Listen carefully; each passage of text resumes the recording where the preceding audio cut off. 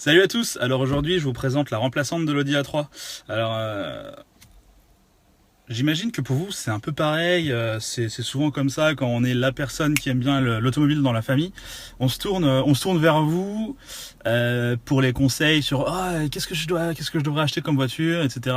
Par exemple il y a un an ou deux, ma sœur cherchait une voiture, elle m'a donné ses critères et je lui ai un peu cherché sa voiture et je lui ai trouvé une BMW 320D qui est vraiment superbe. Elle a les options qu'il faut, etc. Et du coup, il y a quelques semaines de ça, ma mère est venue me voir. Elle a fait écoute, la voiture que tu as choisie pour Céline, elle est vraiment pas mal. Est-ce que en gros, tu aurais moyen de me trouver l'équivalent, mais en SUV. En gros, ma mère, ce qu'elle voulait, c'était être haute dans la voiture en fait. Donc historiquement, comme elle avait la A3, à la base elle cherchait un Q3. Elle s'est rendue compte finalement que le Q3 était un peu vieillissant et qu'il y avait pas mal de choses où on se disait c'est pas forcément idéal, notamment au niveau du système infotainment qui était un peu ancien, quoi, on va pas se mentir, il était pas ouf.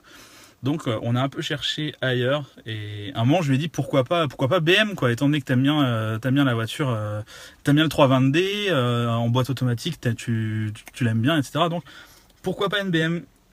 Et c'est là qu'on s'est mis à chercher un X1 ou un X3 et finalement on a trouvé ce X3 dans lequel on est et que je vais vous présenter, qui est plutôt pas mal. Bon, on est au lavage, on va passer un coup dessus parce que la présentation de la A3 était dégueulasse et du coup on m'a fait la remarque. Du coup on va passer un petit coup sur le X3 quand même.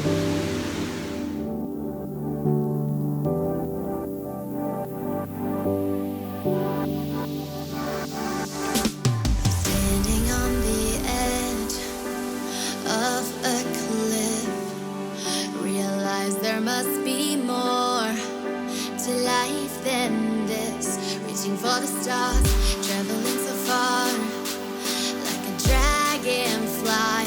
Just grab my hand from heaven's send. We meet tonight. I run away.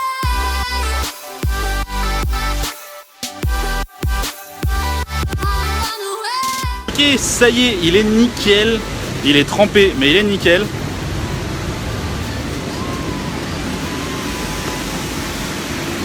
Donc là normalement ça devrait le faire. On devrait avoir des belles images avec un beau X3 tout propre. Allez, c'est parti, on va filmer quelques plans un petit peu ailleurs. On va se trouver un coin un petit peu plus tranquille, histoire notamment de ne pas avoir le bruit du lavage. Là on peut se rendre compte à quel point elle est particulièrement bien insonorisée, cette voiture. C'est assez sympathique. Les Allemands arrivent à faire ça plutôt correctement.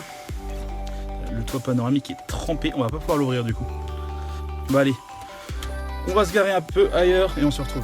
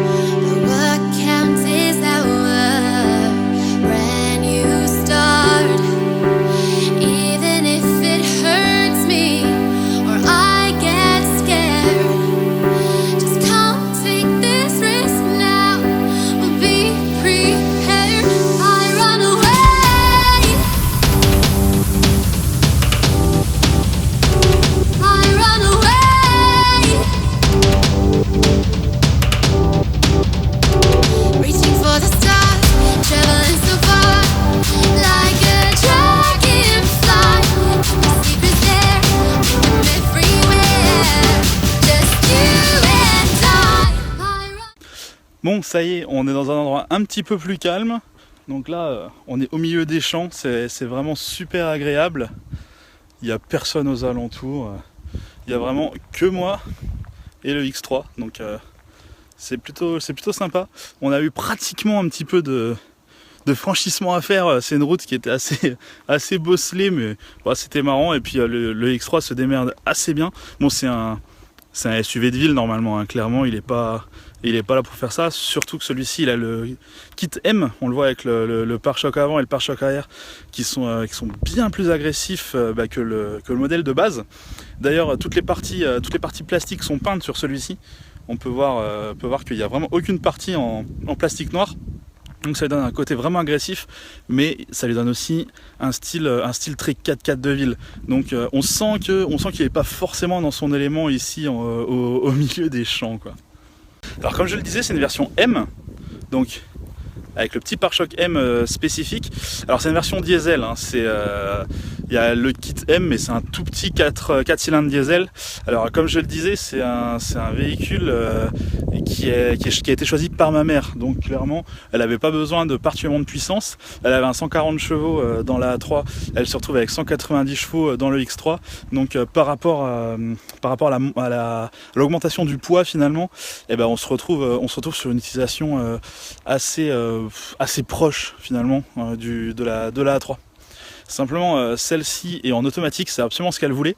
Alors c'est la boîte automatique BMW qui est vraiment très bien conçue. Donc si je vais à l'intérieur, évidemment il s'est fermé. 2 minutes. Oui, elle n'a pas l'ouverture sans clé. C'est une des seules options qu'il n'y a pas, mais on l'ouvre à la clé. D'ailleurs je comprends pas forcément pourquoi on est sur un démarrage sans clé, donc on est vraiment à un démarrage au bouton avec la clé dans la poche. Par contre, l'ouverture se fait absolument avec la clé. Donc quoi qu'il arrive, on doit sortir la clé et ensuite on peut la remettre dans la poche. Je trouve ça un peu étrange que cette option ne va pas de soi finalement. Je veux dire, si jamais il y a le démarrage sans clé, autant mettre l'ouverture sans clé également. Mais non, c'est bien 2 options différentes. Et celle-ci, comme c'est une voiture d'occasion, on n'a pas pu configurer les options. Et pour le coup, voilà, l'option d'ouverture sans clé, eh ben, n'y était pas. En termes d'options, par contre, ce que l'on va avoir... alors, je vais échanger la caméra. Alors, en termes d'options, on va avoir le GPS professionnel qui nous permet d'avoir quelque chose de vraiment sympa au niveau options, au niveau connexion notamment. Où on va avoir le Bluetooth audio, on va avoir toutes sortes de choses de ce type-là. Bon, ça reste un véhicule de 2013, donc on n'est pas au top de ce qui se fait au niveau infotainment, mais dans l'absolu on est vraiment pas trop mal. Alors c'est pas le seul écran du véhicule, on va également avoir un écran dans la partie basse du compteur. En fait toute cette partie est un écran. Si jamais je change le mode de conduite, on peut le voir ici par exemple. Voilà, c'est vraiment un écran, toute la partie basse. Et bon, en réalité tout le compteur est un écran. Mais il y a vraiment uniquement la partie basse qui va changer. En fait, on se rend compte quand j'éteins le véhicule, on a les contours qui disparaissent. Bon, évidemment, là sur la vidéo, ils disparaissent pas parce que sinon c'est pas drôle. Mais normalement, ils disparaissent. En gros, quand la voiture est éteinte, on a vraiment rien d'indiqué à ce niveau-là. Bon, je la redémarre. Le petit gling gling, ceux qui ont des BM reconnaîtront tout de suite ça. Alors on voit également que c'est un véhicule qui a un peu moins de 70 000 km, donc c'est plutôt correct pour une occasion, on s'en sort plutôt bien. Au niveau des options, j'en étais où? Oui, on a également l'affichage tête haute. Alors je sais pas du tout si ça s'affiche, on peut le voir ici, on a l'affichage tête haute qui va nous afficher la vitesse, ça va également nous afficher tout ce qui va être données GPS. Si j'entre une adresse par exemple, il va pouvoir me donner le guidage. Voilà, on a une direction. On a toute la route va s'afficher sur cet affichage tête haute. Alors c'est plutôt sympa parce qu'il est vraiment bien placé. Il n'est pas vraiment dans le champ de vision parce que nous en réalité on va regarder plutôt au-dessus pour voir la route et donc il est juste en dessous. Donc il est vraiment plutôt bien placé et au niveau profondeur il est à peu près au niveau de l'avant du capot. Alors au niveau des options sympas, on peut également retrouver le toit panoramique. C'est quelque chose qui était vraiment dans les critères. On avait trouvé d'autres X3 où il n'y avait pas le toit panoramique et honnêtement c'était un peu dommage. On se sentait un peu oppressé dans le véhicule et là c'est vrai qu'il y a vraiment un plaisir de se dire on peut complètement ouvrir le toit et ça fait vraiment plaisir, ça fait rentrer de la lumière, ça fait rentrer de l'air. c'est aussi quelque chose que j'ai beaucoup expérimenté dans la 308 quelque part. Le fait d'avoir le toit panoramique dans la 308, ça fait entrer énormément de lumière et c'est une option que je lui ai vraiment conseillé pour cette voiture. Bon bah ça roule plutôt bien pour un 4 cylindres, 190 chevaux, c'est un peu lourd forcément. Mais c'est assez sympa avec les différents modes de conduite. Finalement on se rend compte qu'on arrive à avoir une direction qui reste assez BM. On peut avoir la direction un peu plus dure pour vraiment avoir une direction un peu plus sportive, donc ça reste très agréable avec la boîte automatique, cette boîte automatique BMW qui marche vraiment, c'est vraiment du bonheur. Donc ça je le savais, je l'avais déjà, c'est la même boîte que dans la 320D en fait, donc je connais vraiment bien cette boîte et je sais qu'elle marchait bien. C'est pour ça que j'ai conseillé de partir sur une automatique et sur cette boîte là, couplé donc en fait ici on est sur un 20D, donc c'est un 190 chevaux diesel 4 cylindres. Franchement ça suffit pour l'utilisation de cette voiture, ça suffit. Évidemment ça va pas être un foudre de guerre, on va pas avoir une énorme accélération, on va pas avoir une énorme vitesse de pointe, mais honnêtement pour aller faire les courses c'est amplement suffisant. Il y a un côté vraiment doux avec cette voiture qui me change complètement du Cayman. Pour tout vous dire, ce matin j'ai été à Cars & Coffee Luxembourg avec le Cayman, donc j'ai passé 2 heures dans la Porsche. Remonter dans le BM, c'est vraiment, il y a un côté confortable, il y a un côté souple qu'on n'a pas forcément dans le Cayman. C'est agréable également, rien que pour rouler tranquillement, vraiment c'est agréable d'avoir également cette voiture à côté. Il y a un côté très complémentaire. Si je pouvais, j'en ferais mon daily en fait. Si je pouvais, ce X3 ce serait vraiment parfait comme un daily. Tous les jours pour aller au boulot, ça remplacerait à merveille la 308. Clairement, ça serait un vrai plaisir. Malheureusement, c'est un véhicule qui coûte dans les 30-35 000 euros. C'est environ 10 fois le prix de la 308, donc clairement, c'est pas possible. C'est pas possible. Alors en termes de choix de la livrée, on est sur un blanc à l'extérieur avec un cuir noir, donc très classique, hein. Cuir noir à l'intérieur avec les petites surpiqûres blanches, et on va être sur des inserts en alu brossé. Donc finalement l'intérieur on est très proche de ce qu'il y avait sur la A3.